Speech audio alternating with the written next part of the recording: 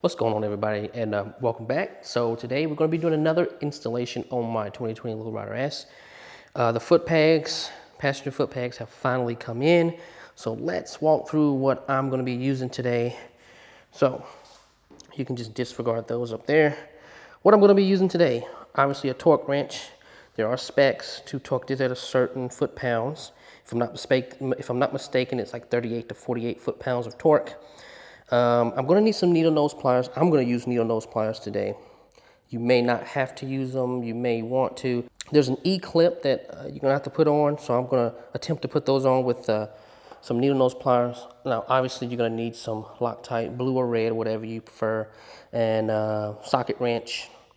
Now, as far as sockets go, this is a Hex 3/16. This is a Torx. If I'm not mistaken, T45. That is all I'm going to need today. This is a simple installation.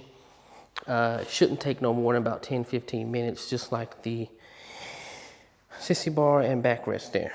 Okay, so before I actually get started doing anything, I want to show you the locations of the mounting positions. So there's two mounting positions. Now, if you are running your stock exhaust, and you're wanting to put your passenger foot pegs on your 2020 Lowrider S, or pretty much any Softail, you're going to have two mounting brackets. Now, you're not going to see this top one here because it's going to be covered up by your exhaust, but you will see this bottom one here. So that will be your mounting position if you're running your stock 2-into-2, or let's say you run an aftermarket 2-into-2 slip-ons or whatever. That's going to be your mounting bracket, because this one will be, or this will be your mounting position, and this one will be covered up. So you're not going to see this one. This one should already be exposed. You just want to have to put your mounting kit right inside of here. And then I'm going to show you on the other side what it looks like.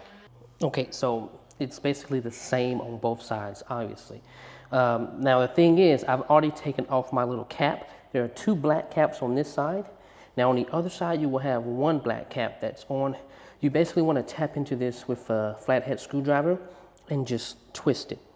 That's all you have to do to get these things out. They're plastic little screws that you just, well, with me, all I did was, tap a little flathead screwdriver, take a little hammer and lightly tap just to put a little indent in there so you can twist that little thing out there. So now, again, if you're running your stock exhaust, you're going to use the bottom. You're going to use your bottom hole here. If you're running a 2-into-1 like I am, you're going to use that top mounting position right here. And then I'm going to show you something that's very, very important when you are running the bottom. When you're running the bottom mounting position, it's very important. Okay, so if you're going to be running your bottom mounting position, this groove is very, very important right here. That groove is very, very important. Basically, you're going to line that groove up with your bolt right here. It will line up just like that and go in just like that. If you don't, it's not going to line up properly and you're not going to be able to screw it in. So that's why these grooves are kind of important. Only on the bottom will this matter. And you will have a little indent on the other side as well to show you how to properly mount these with the little groove here. Now, these bolts did come with Loctite, some type of gray Loctite. But basically what I'm going to do is make sure I put my own Loctite so I can make sure it holds fast and my passenger has no issues with my foot pegs popping off. So remember, Loctite, Loctite, Loctite. Make sure you're applying your Loctite.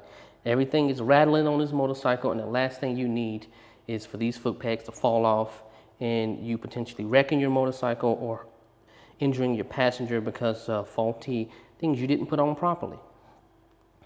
Okay, so now I'm going to install my passenger foot pegs.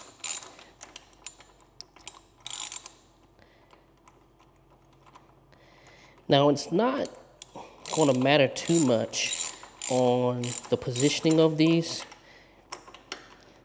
because you'll see here in a few minutes once I get the foot pegs on. Now I'm going to hold it down just so it doesn't move because I like the position that it's in. And then what I'm going to do is grab my Torx wrench and torque it down to 48 foot-pounds. Put this in here, and then we're gonna torque it down. There we go. Okay, so I'm just gonna give you an idea of what you should do to get these little plastic pieces out right here. I'm just gonna grab, twist. See, I put a little indent inside of it, and then I'm just twisting it out, just like that. If I can get it back in there. There we go. And voila, and it's out. All right, so second one installed. Now it's on to putting on the actual foot pegs, which is a little bit tricky. All right, so now it's coming to the tricky part. Well, not really tricky, but you just have to really pay attention and have steady hands. So this is a spring and ball. Now, that actually goes inside this little hole right here. This is actually the part of my actual footrest. So luckily I picked one that actually pulls apart. So what I'll be able to do is just I'll put the ball down. If you lose these, you're crap out of luck. Spring in first, ball goes on top like so, and then you're gonna have to slide this thing on ever so gently and not try to lose the ball inside there. So I'm gonna slide until I can get it to click, just like that. So now this is ready to go onto the motorcycle, and then I'm gonna show you how to put this on the motorcycle, because there's a certain way you really need to put it on so the ball doesn't pop out. Okay, so what I recommend you doing is pretty much, now if you look at this, well, you're probably not gonna be able to see it. You're gonna have to squeeze. What I recommend you doing is squeezing and putting it in from the bottom so it clicks in, just like that. Because what happened last time, I put it straight in and somehow it messed it up. So now I'm all set. All I have to do is put the pin in and put my E-clip in, and I'm done. Okay, so final piece is actually putting in my little bolt here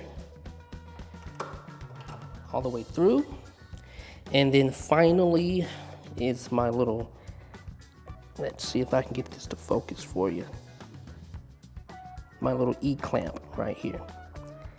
This little E-clamp is what goes on this side right here. All right, so let's get this E-clamp on, and then we'll be done. Now it's gonna be important to hold this E-clamp as much as possible so it doesn't fly. Ooh, almost dropped it. Make sure it's in the grooves.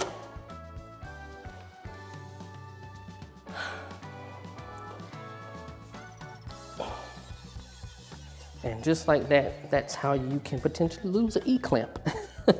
All right, so take two. Let's try this again. I'll try to hold it a little bit better than I did last time. Come on, baby. There we go. Perfect. Now the purpose of that ball there, spring and ball inside, is this right here. It holds it down. Then when you're ready to bring it back up, locks it right back in place so it's not going everywhere. Now all that's left is literally just putting on the foot pegs, and that'll be all she wrote, guys. Okay, so now the good thing about these pegs is I've installed all of the hardware, but the good thing is I can adjust this anywhere I want. So I'm gonna make sure it is pretty much like this. Then I'm gonna put my other bolt on and tighten her down.